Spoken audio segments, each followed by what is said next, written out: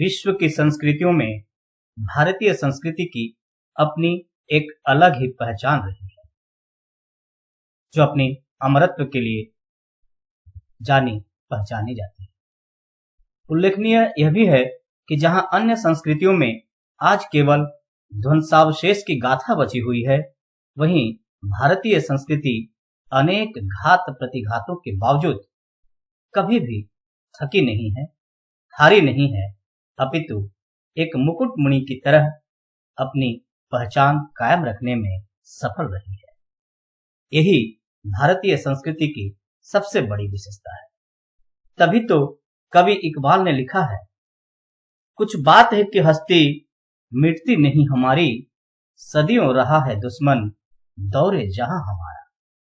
प्रिय विद्यार्थियों, आज के हमारे इस ई कंटेंट ई व्याख्यान क्लास में हम हिंदी साहित्य के शिखर पुरुष बाबू गुलाब राय के बहुचर्चित एवं महत्वपूर्ण निबंध भारतीय संस्कृति को आत्मसात करेंगे एवं इस संबंध में बाबूजी के विचारों को जानने और समझने का प्रयत्न करेंगे। तो आइए निबंध भारतीय संस्कृति के प्रतिपाद्य को समझने का प्रयत्न करते हैं।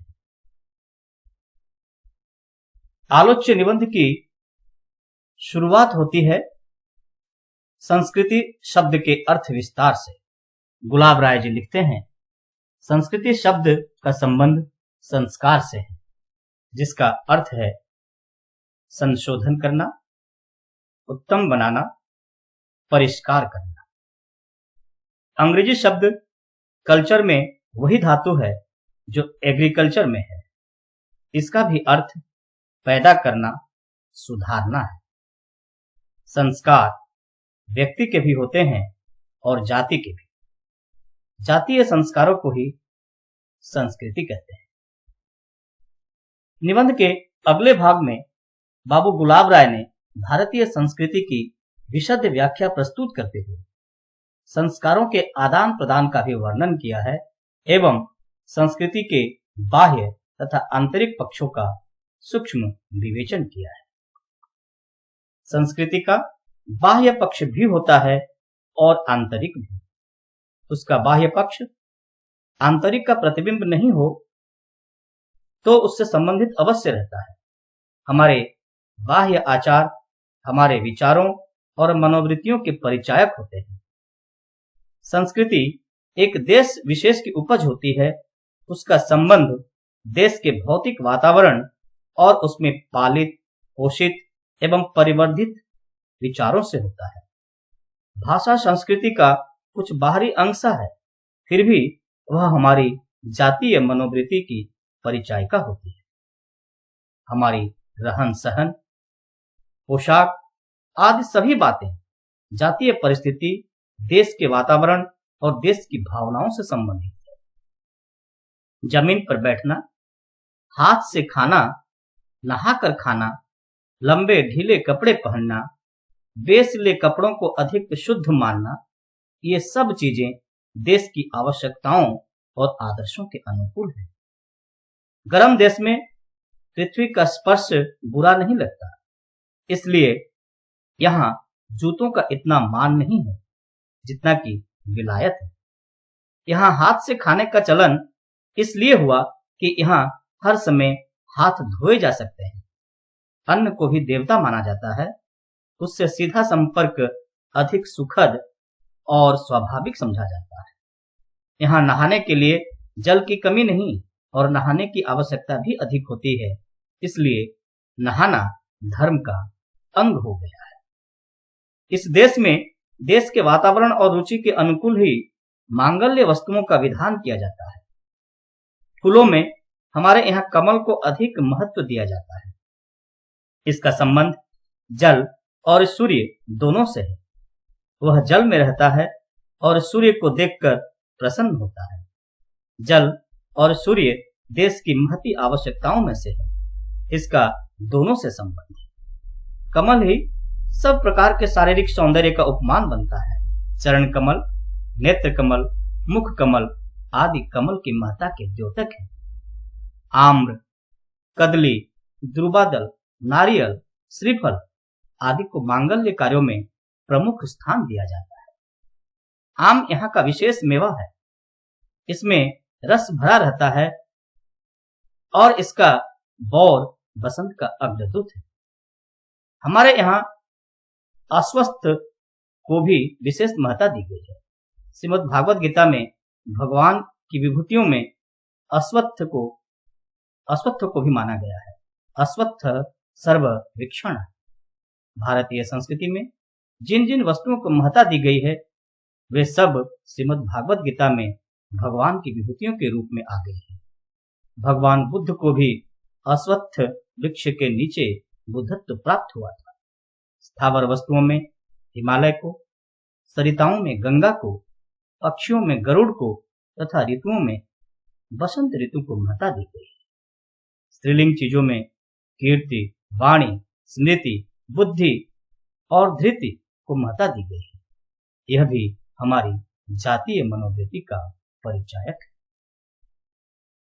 स्पष्ट है कि बाबू गुलाब राय ने हमारी संस्कृति में जिन जिन वस्तुओं को महत्ता दी गई है, अब हमारी भाषा, वेशभूषा, रहन सहन, मांगल्य वस्तुओं के विधान जो संस्कृति के बाह्य अंग है, उनका सविस्तार वर्णन करते हुए उसे हमारी जातीय मनोवृत्ति का परिचायक बताया।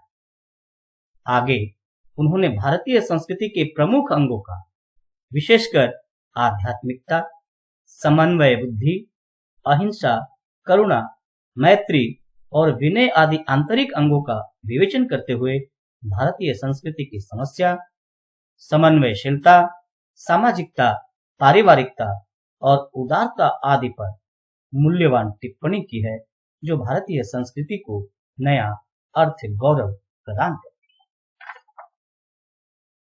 संस्कृति के आंतरिक अंग समन्वय दृष्टि पर प्रकाश डालते हुए वे मध्यकालीन महत्वपूर्ण कवि तुलसीदास, जो भारतीय संस्कृति के प्रतिनिधि कहे जाते हैं, के समन्वय दृष्टि का जिक्र करते हैं। साथ ही उन्होंने प्रसाद जी की ज्ञान, इच्छा और क्रिया के समन्वय का उदाहरण देते हुए इसके पार्थक्य को मानव कल्याण में बाधक बताया है। ज्ञान दूर कुछ क्रिया भिन्न है, इच्छा पूरी क्यों हो मन की, एक दूसरे से न मिल सके, यह विडंबना है जीवन की। निबंध के अगले भाग में उन्होंने अहिंसा, करुणा, मैत्री और विनय जैसे संस्कृति के आंतरिक अंगों का विवेचन करते हुए सामाजिकता एवं पारिवारिकता के परिपार्श्व में पारिवारिकता के महत्व का प्रतिपादन किया है। बाबूजी की यह स्पष्ट मान्यता है कि हमारे यहाँ सामाजिकता की अपेक्षा पारिवारिकता को महत्व दिया गया है। पारिवारिकता को खोकर सामाजिकता को ग्रहण करना तो मूर्खता होगी, किंतु पारिवारिकता के साथ साथ सामाजिकता को बढ़ाना श्रेयस्कर होगा। निश्चय ही हमारी संस्कृति संकुचित नहीं है। उदार, विराट और विशाल भावना के कारण विश्व की संस्कृतियों में वह अन्यतम है, लेकिन विभिन्न जातियों के पारस्परिक संपर्क में आने से हमारी संस्कृति की समस्या कुछ जटिल हो गई है। बाबूजी का यह मानना है कि इस समय जो मुस्लिम और अंग्रेजी संस्कृतियों से हमारा मेल हुआ है, इनमें से हम कितना लें और कितना छोड़े, यह हमारे लिए एक बड़ी समस्या है, क्योंकि अपनी भारतीय संस्कृति को तिलांजलि देकर इनको अपनाना आत्महत्या होगी। भाषा और पोशाक में अपनत्व खो देना जातीय व्यक्ति का तिलांजलि देना होगा, जो संस्कृति के लिए घातक होगा। बाबूजी का यह मानना है कि भारतीय संस्कृति की समन्वयशीलता यहाँ भी अपेक्षित है, किंतु समन्वय में अपना न खो बैठना चाहिए। दूसरी संस्कृतियों के जो अंग हमारी संस्कृति में अविरोध रूप से अपनाया जा सके, उनके द्वारा अपनी संस्कृतियों को संपन्न बनाना आपत्तिजनक नहीं है। अपनी अपनी संस्कृति चाहे अच्छी हो या बुरी, चाहे दूसरों की संस्कृति से मेल खाती हो या न खाती हो, उसमें लज्जित होने की कोई बात नहीं।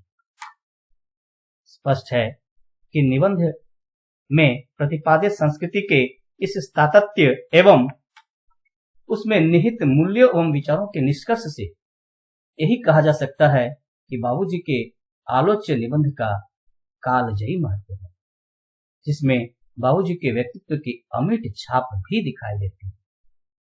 निश्चय ही भारतीय संस्कृति निबंध एक महत्वपूर्ण निबंध है, जो संस्कृति के विकास तथा इतिहास की निबंधना करती है।